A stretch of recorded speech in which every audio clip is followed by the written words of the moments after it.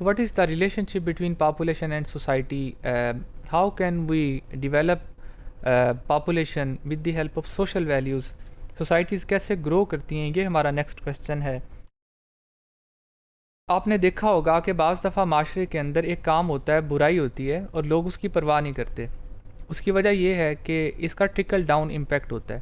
Trickle down impact سے مراد یہ ہے کہ جب ایک شخص ایک برا کام کرتا ہے یا کسی کو دھوکہ دیتا ہے، اس نے ایک چیز ہے جس کے اندر نقص ہے اور اس نے کسی دوسرے بندے کو فروخت کر دی ہے، اس کو پتہ نہیں چلا، کچھ عرصے کے بعد اس کو ضرور پتہ چلے گا. اب یہ بندہ یہی کوشش کرے گا کہ چونکہ میرے ساتھ بھی دھوکہ ہوا تھا، میں بھی اس چیز کو نکالنے کی کوشش کرتا ہوں. اسی طرح یہ چین چل پڑتی ہے. یہ برائی کا ٹرکل ڈاؤن امپیکٹ ہے. اس میں سب سے بڑا حصے دار وہ ہے جس نے اپنی چیز کو دھوکے سے بیچا تھا. ساری ہی برائیوں کا ٹرکل ڈاؤن امپیکٹ ہوتا ہے.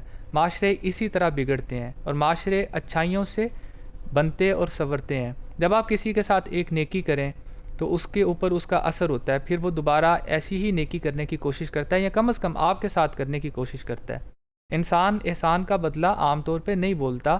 اگر احسان کرنے والا اس کے ساتھ بغیر کسی مقصد کے احسان کرے یا اس کے ساتھ نیکی کرے، برائی کے بدلے میں احسان کرے، تو اسی کا بھی ٹرکل ڈاؤن امپیکٹ چلتا ہے اور معاشرے آہستہ آہستہ چینج ہو جاتے ہیں. معاشرے گرو کرتے ہیں جسٹس اور فیئرنس کی بنیاد پہ. ڈسکریمنیشن کی بنیاد پہ کوئی قوم کبھی ترقی نہیں کر سکتی.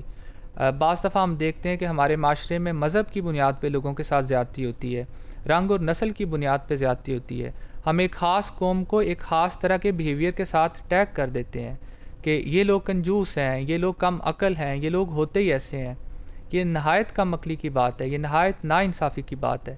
ایک شخص کی بنیاد پہ پوری قوم کو کیسے جج کیا جا سکتا ہے؟ ایک شخص کی بنیاد پہ پوری قوم کو کسی خاص قسم کے فریم ورک کے ساتھ کیسے دیکھا جا سکتا ہے؟ یہ ایک جھوٹ ہے جس کا پیمانہ بہت بڑا ہے. معاشرے ہمیشہ انصاف کی بنیاد پہ قائم رہتے ہیں. کوآپریشن انسٹیڈ آف کمپٹیشن، چاہے وہ اسکول ہوں، چاہے ادارے ہوں، جس جگہ پہ چاہے وہ کرکٹ ٹیم ہو، جہاں پہ کوآپریشن نہ ہو، آپس میں بھائی چارہ نہ ہو، ایک دوسرے کی کامیابی پہ خوشی نہ ہوتی ہو اور اس کے بجائے کمپٹیشن ہو. جیسے میں نے آپ کو پڑھایا تھا کہ فن لینڈ کے اندر اسکولوں میں کوئی کمپٹیشن نہیں ہوتا، گریڈز کی بنیاد پہ ڈسکریمنیشن نہیں ہوتی. انگلینڈ کے اندر یا بہت سے دوسرے ممالک کے اندر چھوٹی کلاس کے بچوں سے پیپر نہیں لیتے، یا ان کی اگر گریڈ سسٹم ہے تو وہ تین قسم کے گریڈز ہیں، ڈسٹنکشن ہے، پاس ہے یا فیل ہے.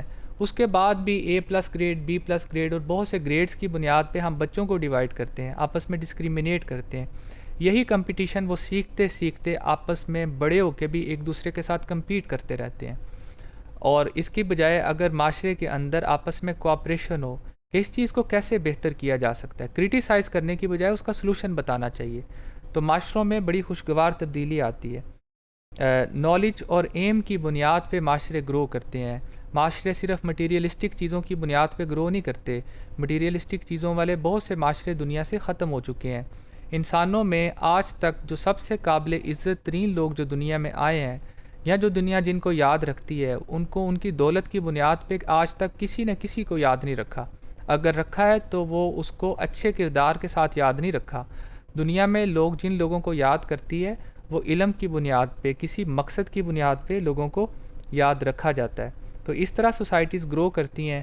اور اگر ان ساری چیزوں میں وہ سوسائٹیز بہتر نہیں ہیں تو معاشرے زوال کا شکار ہوتے ہیں اور سارے لوگ ایک دوسرے کو دھوکہ دیتے رہتے ہیں، حالانکہ وہ لوگ برے نہیں ہوتے، ایک دوسرے کو دیکھ کے ویسا ہی بیہیو کرتے ہیں.